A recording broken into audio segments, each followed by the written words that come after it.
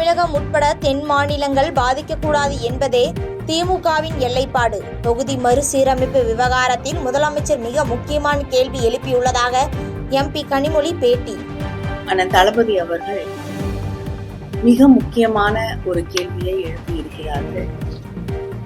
தொகுதி மறுசீரமைப்பு என்பது தமிழ்நாட்டை பாதிக்காத வகையிலே, தென் மாநிலங்களை பாதிக்காத வகையிலே, முக்கியமாக மக்கள் தொகையை கட்டுப்படுத்தி இருக்கக்கூடிய மாநிலங்களை பாதிக்காத வகையிலே அது செய்யப்பட வேண்டும் என்று கோரிக்கை வைத்திருக்கிறார்கள். அதற்காக அனைத்து கட்சி கூட்டத்தையும் அழைத்திருக்கிறார்கள்.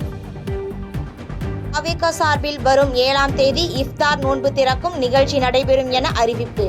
கட்சி தொடங்கிய பிறகு முதன்முறையாக இஃப்தார் நோன்பில் பங்கேற்கிறார் விஜய்.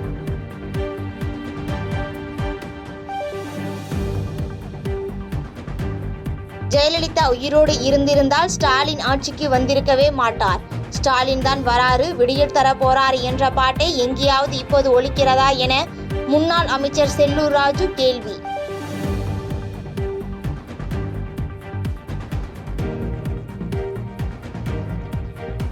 உடல்நலக்குறைவால் சென்னை அப்பல்லோ மருத்துவமனையில் தாயாளு அம்மாள் அனுமதி. தாயாரின் உடல்நலம் குறித்து மருத்துவர்களிடம் கேட்டறிந்தார் முதலமைச்சர் மு.க. ஸ்டாலின். கோவையில் கல்லூரி மாணவர்களை குறிவைத்து போதைப்பொருள் விற்பனை. 9 பேர் கைது. 7 லட்சம் ரூபாய் மதிப்புள்ள போதைப்பொருள் பறிமுதல்.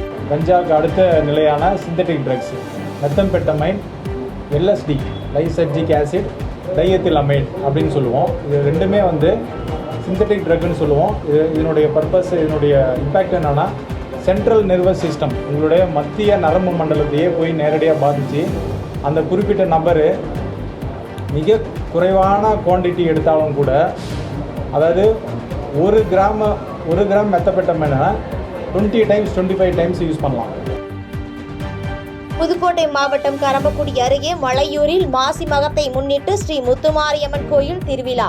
1000த்திற்கும் மேற்பட்ட பக்தர்கள் பால்குடம் காவடி எடுத்து வந்து பூக்குழி இறங்கி நேர்த்திக்கடன்.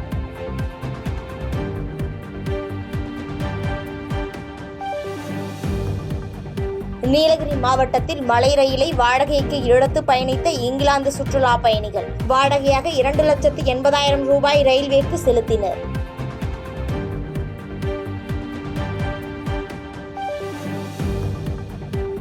கோவை மாவட்டம் கோவில்பாளையத்தில் 118 சவரன் நகைகள் கொள்ளையடிக்கப்பட்ட வழக்கு.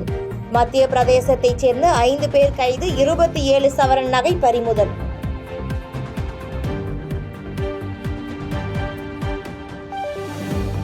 மெக்சிகோ கனடாவுக்கு இன்று முதல் வரி விதிப்பு. அமெரிக்க அதிபர் டிரம்ப் அறிவிப்பு.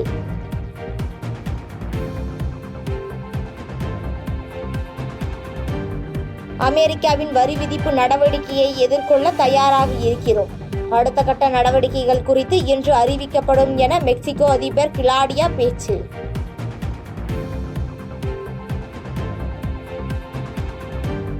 போரை முடிவுக்கு கொண்டு வர அமெரிக்காவுடன் இணைந்து பணியாற்ற தயாராக இருக்கிறேன். உக்ரைனில் விரைவில் அமைதியை நிலைநாட்ட வேண்டும் என்று உக்ரைன் அதிபர் அறிக்கை.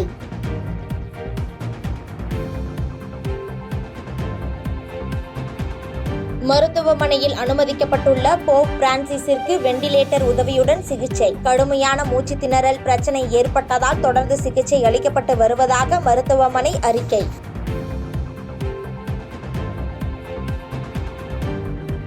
விறுவிறுப்பை எட்டியுள்ள சாம்பியன்ஸ் கோப்பை கிரிக்கெட் தொடர். முதல் அரையிறுதியில் இந்தியா ஆஸ்திரேலியா இன்று பல பரீட்சை. பாதகம் செய்பவரை கண்டால் நாம் பயம் கொள்ளலாகாது பாப்பா. மோதி மிதித்து விடு பாப்பா, அவர் முகத்தில் உமிழ்ந்து விடு பாப்பா. அண்மை செய்திகளை உடனுக்குடன் தெரிந்து கொள்ள இணைந்திருங்கள் எம் நாடு தொலைக்காட்சியுடன்.